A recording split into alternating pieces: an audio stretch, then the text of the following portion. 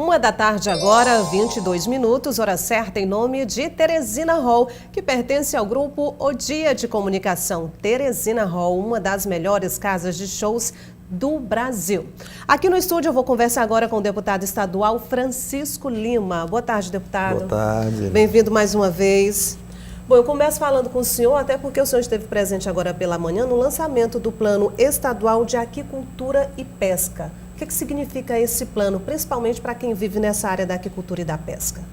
Na verdade, o governo do estado, junto com a FAO e a Secretaria Nacional de Aquicultura e Pesca, contrataram aí uma equipe que detalhou um estudo que tinha sido feito anterior e transformou isso em ações. Um plano que resulta em 50 milhões de investimentos nos próximos 5 anos e que prevê investimento na questão ambiental, na questão da infraestrutura, na assistência técnica, em várias outras áreas que prevê esse investimento para atender aí cerca de 4 a 5 mil aquicultores em todo o estado do Piauí. Então, o governo apostando no potencial dessa cadeia produtiva aí para os próximos anos. O Piauí vem crescendo a produção aquícola, né, a produção de peixe também no estado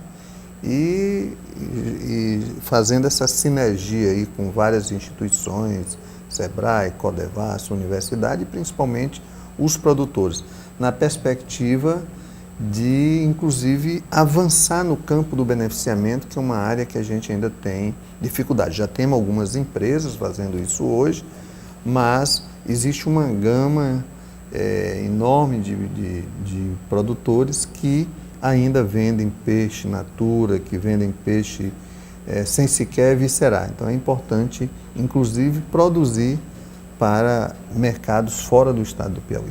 Engraçado, deputado, que o senhor falando assim, parece que eu ainda estou falando com o secretário da SDR.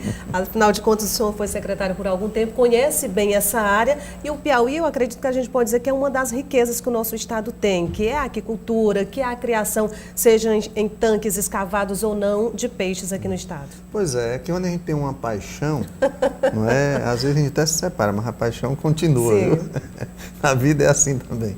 Mas assim, essa é a questão, né? O Piauí, uma das riquezas naturais que nós temos é a água, o manancial de água. Então, por isso que atualmente nós temos uma quantidade de investidores buscando o Piauí, não só na área da piscicultura, da aquicultura, mas também da fruticultura irrigada, de outras produções. Nós temos um manancial de água que mesmo no semiárido, que tem condições. Então, isso atrai investimentos e a aquicultura é uma das áreas que tende muito a crescer. Nós já chegamos a ser o 9º produtor do Nordeste. Hoje nós somos o 3º com potencial para ser o 2º. Mesmo num ano com pouca chuva, como foi aí 4, 5 anos atrás, a gente tem ainda muitos espelhos d'água no estado, né? Falando em água, o senhor também defendeu, inclusive pediu na Assembleia Legislativa essa semana, ontem, se eu não me engano, essa semana na Assembleia Legislativa, um plano de segurança das nossas barragens. O que está faltando, na opinião do senhor? Falta fiscalização para que realmente o Estado ele possa dar essa garantia de segurança? Bom, primeiro há todo um esforço para ampliar os reservatórios, muito válido isso. E, na medida em que as tragédias vão acontecendo, a sociedade fica mais preocupada. Nós tivemos aquele caso lá de algodões, de cocal, depois nós tivemos, agora o ano passado, teve essa questão aqui em José de Freitas, no açude do Bezerro, com um vazamento no maciço da parede, teve que se fazer uma ação emergencial, agora tem um plano de recuperação. E tiveram esses acidentes nacional como Brumadinho e Mariana. E aí a população começa a pressionar qualquer probleminha que às vezes apresenta numa barragem, começa os alardes. Em tempos de rede social, nada fica imune. E nós pedimos as informações para os órgãos que cabem acompanhar essas barragens, tanto a SEMAR como o DENOX, que é responsável por vários, o IDEP, às vezes tem município e tem privado. E na quarta-feira aconteceu essa audiência pública. Qual é o objetivo ali? É conhecer a realidade e ver que medidas saneadoras, se caso tenha algum problema, a gente possa fazer. A SEMAR, junto com a ANA, tem um relatório que, a priori, é alarmante da ANA. Quando não tem a informação, ela diz que a barragem tem um alto risco, quer dizer. Então, o que a gente precisa ter? A informação, nem sempre tem um alto risco. Ela apresentou ali 30 e tantas barragens com alto risco de vulnerabilidade. Na verdade, não é isso, não tinha. A SEMAR apresentou alguns relatórios, e o IDEP também, mas não apresentou de todos. Então, de qualquer maneira, é nossa obrigação ali poder tomar medidas, definir políticas que possam ser mais permanentes, como um comitê de acompanhamento de cada barragem, uma legislação que permita com que a fiscalização que é feita, sobretudo na área ambiental, possa ser feita com regularidade para que a gente tenha os relatórios atualizados. Então, essa é a intenção e esse é o papel nosso, enquanto legislativo, de fiscalizar, de acompanhar, de propor medidas. E é isso que nós vamos fazer com base nas informações mais técnicas. Deputado, vamos falar da proposta de reforma administrativa do governo do Estado. O presidente da Assembleia, Temístocles Filho, disse que fará o possível para que realmente esse mês ela seja votada. Hoje, dia 22, será que é possível, de fato, até o final do mês? Acredito que sim. Nós fizemos um cronograma junto com a mesa diretora da Assembleia, liderada pelo presidente Temístocles, mas também com os presidentes da comissão, o deputado Wilson Brandão, o deputado Severo Lade, deputado Nerinho, e com a Secretaria de Governo e a PGE, e nós vimos cumprindo isso. Pelo que está posto lá, na segunda-feira nós deveremos fazer um esforço concentrado e votar a PEC, que altera a Constituição, inclusive algumas das mensagens lá da reforma dependem dessa alteração. Então, a proposta de emenda à Constituição. Então, nós votamos em segunda votação. Então, feito isso, na terça, já está convocada uma reunião conjunta de todas as comissões, CCJ, que é a Comissão de Constituição e Justiça, Comissão de Administração e Comissão de Finanças. Então, nós deveremos votar as outras mensagens. Vai ficar faltando apenas a mensagem relacionada à segurança pública. E nós deixamos proposital. Inclusive, ela nem entrou no regime de urgência. Porque, como é uma proposta inovadora, o governador apresenta um projeto de lei que admite ou que insere novos componentes na classificação digamos assim, na tipologia dos crimes. Então, no grau de risco. Então, uma pessoa que cometeu porque estava embriagado, mas que não teve homicídio, é totalmente diferente de um crime cometido por um assaltante de banco ou de alguém que agrediu, ou violentou, ou assediou uma criança e tal. Então, são crimes repetidos. Então, esse nível de risco é uma proposta inovadora no Brasil.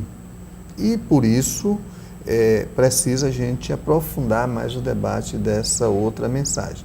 E aí nós devemos ter audiências públicas, nós devemos ouvir as várias partes para aprovar uma lei que ela tenha, digamos, execuibilidade, que ela seja possível de executar. E aí eu creio que essa outra parte da mensagem, essa anterior, a gente vota na terça-feira. Creio que é possível na terça, no máximo na quarta-feira, votar em plenário.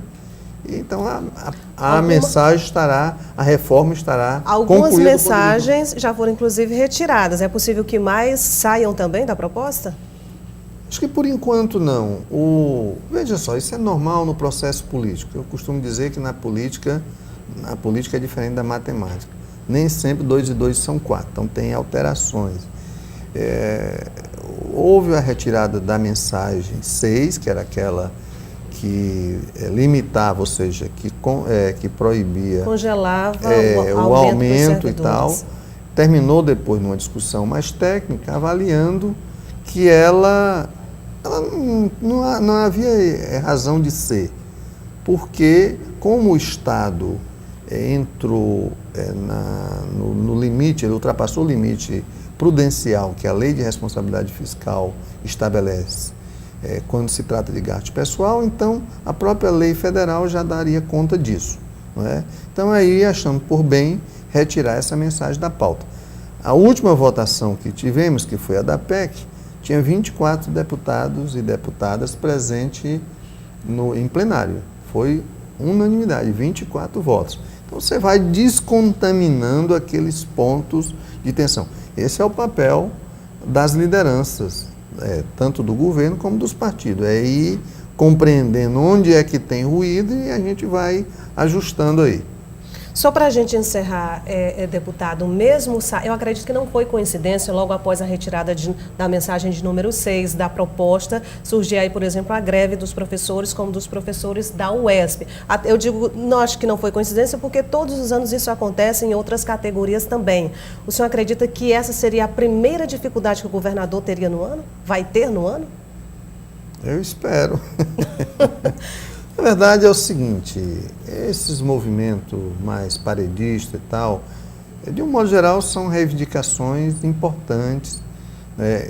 Compreendo o seguinte, que o momento atual em que o país e o Estado passa, ele exige um certo cuidado nesses movimentos organizados, que eu sou defensor, eu acredito na importância dele, mas precisa ter um certo cuidado. Do ponto de vista salarial, houveram reajustes salariais e hoje é bem melhor a situação do que era no passado. Há uma dificuldade na infraestrutura da UESP, inclusive hoje já existem os projetos, há um problema aqui ou ali que precisa ser resolvido. Necessariamente, nós não teríamos que ter uma greve. Eu acho que é possível negociar isso de administração para... Em tempo de dificuldades, todos têm que dar uma contribuição, é uma dose de sacrifício quase que coletivo, não é? Então, eu acho que o governo dá essa demonstração do entendimento na conversa, mas tem coisa, a lei de responsabilidade fiscal, ela não permite, nesse momento, o Estado conceder nenhum tipo de reajuste, nenhuma promoção, nem contratação, a não ser de quem já foi chamado. Isso é legal, é uma lei federal. Eu não acredito que o governador vá querer correr esse risco de sofrer aí, digamos, de ser aí responsabilizado, cometer um crime de responsabilidade. Eu não acredito que ele corra. E os servidores têm que compreender, embora toda greve, todo movimento por reajuste salarial é justo. Eu digo que salário só é bom primeiro, o segundo em diante já está inflacionado, não é? Acho que todo a maioria mundo reclama, concorda. até aqui na TV O Dia, já de vez em quando vocês já dão um aperto aí no seu... Aumento sempre é bom, deputado. Garanto que todos concordam com isso. Bom, muito obrigada pela vinda do senhor. Uma ótima tarde. Tá, a gente que agradece. Muito obrigado também. Obrigada. Agora um rápido intervalo. Ainda hoje você vai conferir as notícias do esporte e a seguir o quadro Política de A a Z.